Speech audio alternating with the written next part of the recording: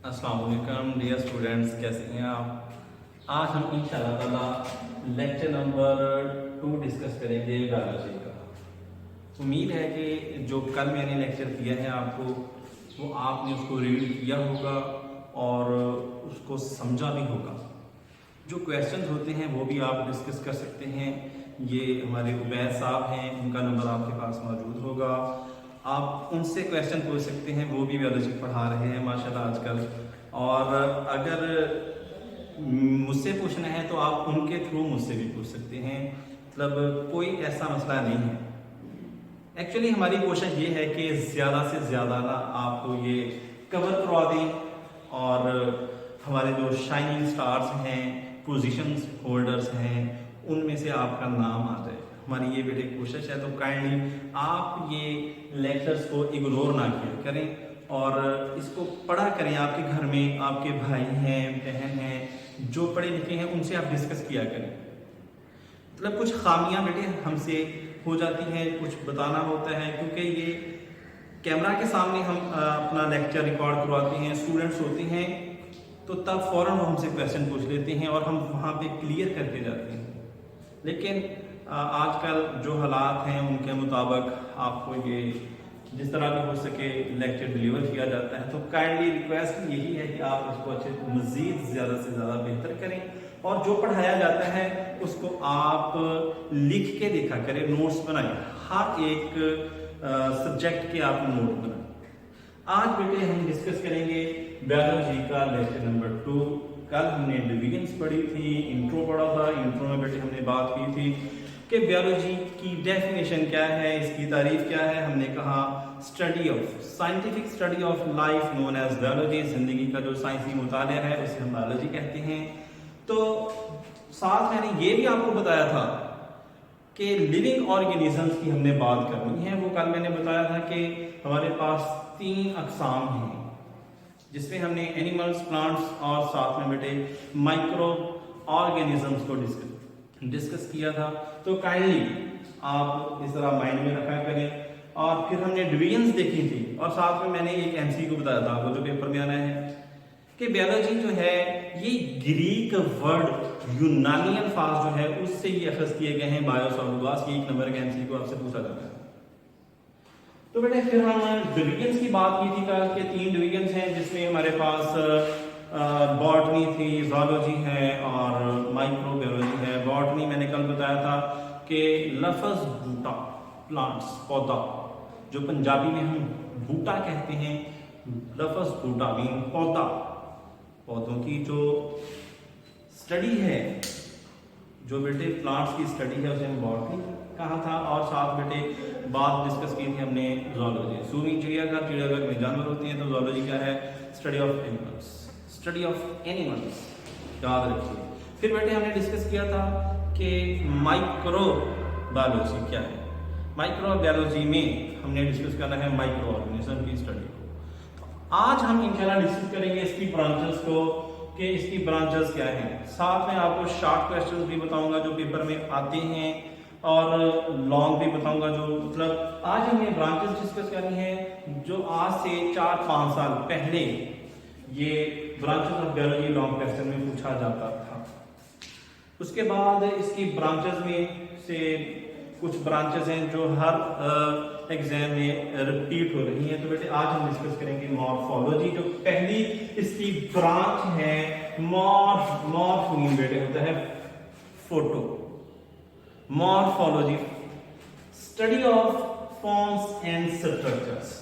बेटे फॉर्म्स क्या हैं, स्ट्रक्चर्स क्या हैं, ये उर्दू में नीचे लिखा हुआ है। स्ट्रक्चर्स आप कहते हैं, फॉर्म्स कहते हैं बनावट को, कि कोई जानदार जो है उसकी बनावट कैसी है और उसकी साख कैसी है। उसकी बनावट और साख मतलब कोई चीज है, हम आपसे कहते हैं बेटे इसकी शक्ल कैसी है, साख कैसी है। जब दूर से खड़े होकर हम आपसे ये क्वेश्चन पूछते हैं कि कोई चीज जरा थोड़ी सी दूरी पे है, तो आप ना गैस करते हैं सर ये ऐसा होगा, फिर आप हाथ लगा कर देखते हैं तो वो बनावट बनी कैसे है और उसकी साख कैसी है। तो मॉर्फोलॉजी में हमने कहना है ब्रांच ऑफ बायोलॉजी, क्योंकि आज हम ब्रांचेस डिस्कस कर रहे हैं। तो आपने हर ब्रांच के साथ ये लगा देना है The branch of biology deals with the study of forms and structures known as morphology. साख्त और बनावट जो है उसका जो मुतालिया उसे हम बेटे कहेंगे ये मॉर्फोलॉजी है। आगे अनाटॉमी को डिस्कस करेंगे बेटे। अनाटॉमी जो बेटे इंटरनल स्ट्रक्चर्स का मुतालिया है, स्टडी ऑफ इंटरनल अंदरूनी साख्त का जो मुतालिया है। फॉर एग्जांपल अंदरूनी साख्त क्या है? अंदरूनी साख्त में बेटे आपको हार्ट है, लंग्स हैं, किडनीज हैं, इनका जो मुतालिया है। हार्ट का काम क्या है? ये खून को पंप करता है। किडनीज क्या करती हैं? ये खून को साफ करती हैं। लंग्स क्या करती हैं? ये गैसियस एक्सचेंजेस में हेल्प करती हैं। तो बेटे ये अंदरूनी साख्तों का जो मुतालिया है, इसमें हार्ट है, लंग्स हैं, किडनीज हैं, ये सारा बेटे हमारे पास एनाटॉमी में आ जाता है। आगे हिस्टोलॉजी की बात करते हैं। नेक्स्ट जो हमारे पास तीसरी ब्रांच है वो है हिस्टोलॉजी। हिस्टोलॉजी कहते हैं हमारे पास कि टिश्यूज जो हैं, टिश्यूज का जो मुतालिया है इसे हिस्टोलॉजी कहते हैं। मतलब टिश्यूज क्या हैं इसे हम डिफाइन करेंगे। Branch of biology deals with the study of with the help of microscopic study of tissues known as histology. For example, animals tissues की बात करते हैं। एनिमल टिश्यूज में बेटे हमारे पास दो तीन जो टिश्यूज हैं वो बता देता हूं। हमारे पास बेटे एपिथेलियल टिश्यू है नंबर 1 पे। इसे उर्दू में भी आपकी आसानी के लिए लिख देते हैं एपिथेलियल टिश्यूज। ये बेटे आपने एग्जाम्पल में याद रखना है। दूसरा है हमारे पास मसल टिश्यू। मसल टिश्यू बेटे सबसे ज्यादा हमारी बॉडी में पाया जाने वाला टिश्यू है मसल टिश्यू। ये तो हमारे पास हो गए एनिमल टिश्यू। प्लांट टिश्यू की बात करते हैं अंदर। प्लांट टिश्यू में बेटे हमारे पास सबसे पहले आ जाता है मेरिस्टेमेटिक टिश्यू। मेरिस्टेमेटिक टिश्यूज इसे उर्दू में इस तरह लिख सकते हैं मेरिस्टेमेटिक टिश्यूज ये। उसके बाद दूसरा टिश्यू एपिडर्मल टिश्यू।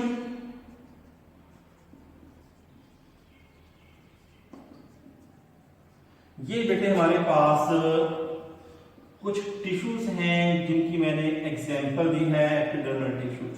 ये आपने मिसाल में याद रखना है जिस तरह बेटे बाकी मैंने बताया एनिमल टिश्यू है और ये प्लांट टिश्यू है, इनको आपने बेटे याद रखना है। ये हमारे पास कुछ ब्रांचेस है बायोलॉजी की। उसके बाद बेटे नेक्स्ट जो हमारे पास ब्रांच है बायोलॉजी की उसे कहते हैं सेल बायोलॉजी। सेल बायोलॉजी से मुराद बेटे ये हमारे पास एक एनिमल सेल है। साथ में अगर आपने डिस्कस करना है ये हमारे पास एक पौधे का सेल है, ये हमारे पास एनिमल सेल है, ये हमारे पास बेटे प्लांट सेल है।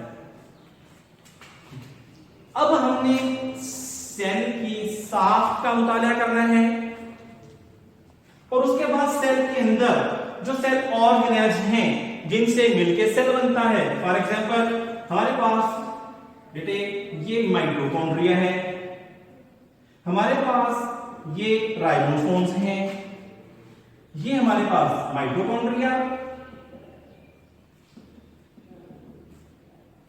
और ये हमारे पास है राइबोसोम्स। ये न्यूक्लियस है बेटे। तो हमारे पास बेटे ये एनिमल सेल। अब बात है हमने सेल और सेल ऑर्गेनेल्स की साख्त का मुतालिया करना है।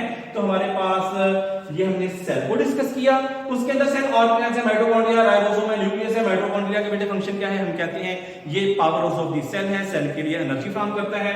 तो ये माइटोकॉन्ड्रिया। राइबोसोम्स क्या है? राइबोसोम्स सेल के लिए प्रोटीन तैयार करता है। तो इस तरह हमने सेल ऑर्गेनेल्स का फंक्शन भी देखा और सेल का फंक्शन भी देखा। सेल्स का क्या है? हम कहते हैं basic unit of life known as cell. Cell मिलके हमारी पूरी बॉडी बनती है। तो ये इसी तरह प्लांट सेल में क्योंकि न्यूक्लियस एक साइड होता है, सेंटर में नहीं होता, उसकी वजह क्या है? वहां वैक्यूल साइज में बड़ा हो जाता है। इस तरह इन दोनों सेल्स की हमने साख्त देखी है सेल और विनयंस का मुताला किया है। तो बेटे ये आज का हमारा टॉपिक था। और अक्सर आप एक क्वेश्चन करते हैं जो उर्दू मीडियम के बच्चे हैं कि सर हमें ना साथ में उर्दू में भी लिख के दिया करें, तो मैं ज्यादा कोशिश किया करूंगा कि उर्दू में ज्यादा लिखूं, क्योंकि फिर वो इंग्लिश मीडियम वाले थोड़ा अंडरस्टैंड कर जाते हैं, उर्दू मीडियम वाले इंग्लिश को अंडरस्टैंड बिल्कुल नहीं करते। तो काइंडली जरा अंडरस्टैंड किया करें आप। शुक्रिया, थैंक यू।